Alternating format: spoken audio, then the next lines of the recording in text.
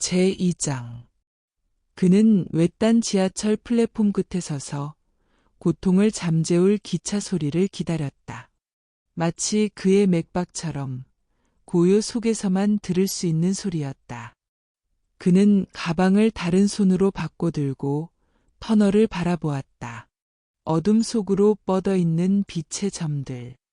그것들은 절망으로 가는 길잡이 같았다. 기침 소리. 그는 왼쪽을 힐끗 보았다. 오줌 웅덩이 속에 누워있던 회색 수염의 불황자가 일어나 앉았다. 노랗게 변한 눈으로 슬픈 얼굴의 신부를 바라보았다. 신부는 시선을 돌렸다. 그가 다가올 것이다. 그가 칭얼댈 것이다. 신부님, 옛 재단 보좌를 좀 도와주실 수 있나요? 토사물이 묻은 손이 어깨를 누르고 메달을 더듬거리며 수천 번의 고해성사와 포도주, 마늘, 낡은 죄악의 악취가 뒤섞여 토해지는 소리. 그리고 질식하고. 신부는 불황자가 일어나는 소리를 들었다. 다가오지 마. 발걸음 소리가 들렸다. 오, 하느님, 저를 내버려 두소서. 안녕하세요, 신부님. 그는 움찔하며 축 처졌다. 돌아볼 수 없었다. 그는 더러운 눈과 공허한 눈 속에서 다시 한번 그리스도를 찾는 것을 견딜 수 없었다. 고름과 피로 뒤덮인 그리스도, 존재할 수 없는 그리스도. 무의식적으로 그는 소매를 만지작거리며 마치 보이지 않는 상장을 찾듯이 했다. 그는 희미하게 다른 그리스도를 기억했다. 신부님. 기차가 다가오는 소리가 들렸다. 그리고 비틀거리는 소리. 그는 불황자를 바라보았다. 그는 비틀거리며 기절할 것 같았다. 신부는 맹목적으로 그에게 달려가 그를 잡고 벽에 있는 벤치로 끌고 갔다. 전 가톨릭입니다. 가톨릭이에요. 불황자가 중얼거렸다. 신부는 그를 조심스럽게 눕히고 기차를 보았다. 그는 재빨리 지갑에서 1달러를 꺼내 불황자의 재킷 주머니에 넣었다. 그러다 그가 잃어버릴 것 같아 다시 꺼내 오줌에 젖은 바지 주머니에 넣었다. 그런 다음 가방을 들고 기차에 탔다. 그는 구석에 앉아 잠든 척했다. 종점에 도착하자 그는 포드햄 대학교로 걸어갔다. 1달러는 택시 요금으로 쓰려던 것이었다.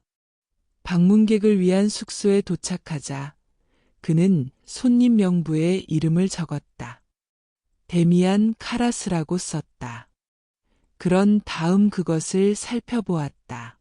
무언가 잘못된 것 같았다. 지친 그는 기억해내고 SJ를 추가했다. 그는 와이겔 호레방을 잡고 1시간 후 잠들 수 있었다. 다음 날 그는 미국 정신과 협회 회의에 참석했다. 주요 연사로서 그는 영적 발달의 심리학적 측면이라는 논문을 발표했다. 하루가 끝날 무렵 그는 다른 정신과 의사들과 함께 몇 잔의 술과 간단한 식사를 즐겼다. 그들이 계산을 했다. 그는 일찍 자리를 떴다. 어머니를 보러 가야 했다. 그는 맨해튼 이스트 21번가의 낡은 갈색 벽돌 아파트로 걸어갔다. 계단을 오르기 전에 아이들을 바라보았다. 지저분하고 초라한 옷차림. 갈 곳이 없는 아이들. 그는 퇴거당하던 일을 떠올렸다. 굴욕감. 7학년 여자친구와 집에 가다가 어머니가 길모퉁이 쓰레기통을 뒤지는 것을 보았던 일. 그는 계단을 올라가 문을 열었다. 마치 상처를 다루듯이 요리하는 냄새, 썩은 단맛. 그는 고이렐리 부인과 그녀의 작은 아파트를 방문했던 일을 떠올렸다. 18마리의 고양이와 함께 그는 난간을 잡고 올라갔다. 갑작스러운 죄책감으로 인한 피로가 그를 엄습했다. 그녀를 두고 떠나지 말았어야 했다. 혼자 두지 말았어야 했다. 그녀의 인사는 기쁨에 차 있었다. 외침, 입맞춤. 그녀는 커피를 끓이러 서둘렀다. 검고 짧고 구부러진 다리. 그는 부엌에 앉아 그녀의 이야기를 들었다. 더러운 벽과 지저분한 바닥이 그의 뼈에 스며들었다. 아파트는 오두막이었다. 사회보장. 매달 형제에게서 몇 달러. 그녀는 식탁에 앉았다. 이 부인, 저 아저씨. 여전히 이민자 억양으로. 그는 슬픔의 우물 같은 그 눈을 피했다. 창밖을 바라보며 하루를 보내는 눈. 그녀를 두고 떠나지 말았어야 했다. 나중에 그는 그녀를 위해 몇 통의 편지를 써주었다. 그녀는 영어를 읽거나 쓸 줄 몰랐다. 그런 다음 그는 시끄러운 플라스틱 라디오의 튜너를 고치는데 시간을 보냈다. 그녀의 세상, 뉴스, 린지 시장. 그는 화장실에 갔다. 타일 위에 낡은 신문지가 펼쳐져 있었다. 욕조와 세면대에 녹이 슬었다. 바닥에는 낡은 코르셋이 있었다. 직업의 씨앗. 이것들로부터 그는 사랑을 찾아 도망쳤다. 이제 그 사랑은 식어버렸다. 밤에 그는 그것이 마음의 방들을 휘젓고 다니는 잃어버린 바람처럼 울부짖는 소리를 들었다. 10시 45분경 그는 작별 인사를 하고 뉴스가 흐르는 라디오를 켜둔 채 떠났다. 와이겔 홀의 방으로 돌아온 그는 메릴랜드주 예수의 책임자에게 편지를 써야 할지 고민했다. 그는 이미 한번 그와 이 문제를 논의한 적이 있었다. 뉴욕 주로 정근을 요청하여 어머니와 더 가까이 있고 가르치는 직책을 맡고 현재의 직무를 면제받고자 했다. 후자를 요청하면서 그는 적합하지 않다는 이유를 들었다. 메릴랜드 주 책임자는 14순의 시합 중 이 문제를 다루었다.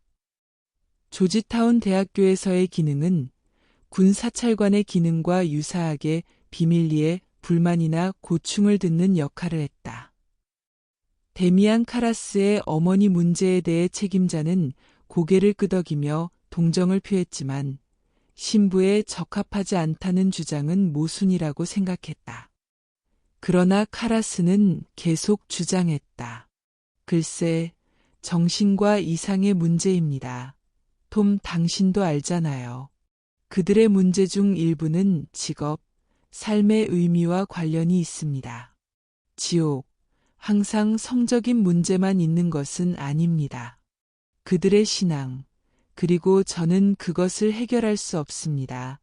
톰, 너무 힘듭니다. 저는 빠져나가야 합니다. 저도 제 문제가 있습니다. 의심이 듭니다. 어떤 사람이 의심하지 않겠습니까? 데미안? 바쁜 사람이었던 책임자는 그의 의심의 이유를 캐묻지 않았다. 카라스는 그가 자신의 대답이 미친 소리로 들릴 것이라는 점에 감사했다. 그는 음식을 이빨로 씹고 배설하는 필요성, 어머니의 9번의 첫 금요일 미사, 땀에 젖은 양말, 팔리도마이드 아기들, 신문 기사에서 본 어린 재단 보좌가 버스 정류장에서 낯선 사람들에게 습격당하고 휘발유를 뿌려져 불타 죽은 이야기. 아니, 너무 감정적이고 모호하며 실존적이다. 더 논리적인 것은 하느님의 침묵이다. 세상에는 악이 있다. 그리고 많은 악은 의심과 선한 사람들의 혼란에서 비롯된다. 합리적인 하느님이라면 이를 끝내지 않겠는가? 자신을 드러내지 않겠는가? 말하지 않겠는가? 주님, 저희에게 표적을 주소서. 라자로의 부활은 먼 옛날의 일이다. 지금 살아있는 사람 중 누구도 그의 웃음소리를 듣지 못했다. 왜 표적을 주시지 않나요? 신부는 때때로 그리스도와 함께 살고 싶다고 간절히 소망했다. 죄를 지으며 만지며 그의 눈을 들여다보고 싶었다. 아, 하느님, 저를 보여주소서. 알게 하소서. 꿈에 나타나소서. 그 열망이 그를 사로잡았다. 그는 지금 책상 앞에 앉아 펜을 종이 위에 놓고 있었다. 어쩌면 책임자가 침묵한 것은 시간이 부족해서가 아니라 신앙이 결국 사랑의 문제라는 것을 이해했기 때문일지도 모른다. 책임자는 요청을 검토하겠다고 약속했지만 아직 아무런 조치도 취해지지 않았다. 카라스는 편지를 쓰고 잠자리에 들었다. 그는 오전 5시에 느릿느릿 깨어나 와이겔홀의 예배당에 가서 성체를 확보한 후 방으로 돌아와 미사를 집전했다. 이티 클레머 메이우즈 에드 티 비니어트. 그는 고통스러운 속삭임으로 기도했다. 내 외침이 당신께 다다르기를. 그는 성체를 성별하며 예전에 그것이 주었던 기쁨을 떠올렸다. 멀리서 볼 때의 잃어버린 사랑의 짧은 순간. 그는 성체를 쪼개어 성배 위에 올렸다. Peace I live you. My peace I give you. 그는 성체를 입에 넣고 절망의 종이 빵맛을 삼켰다.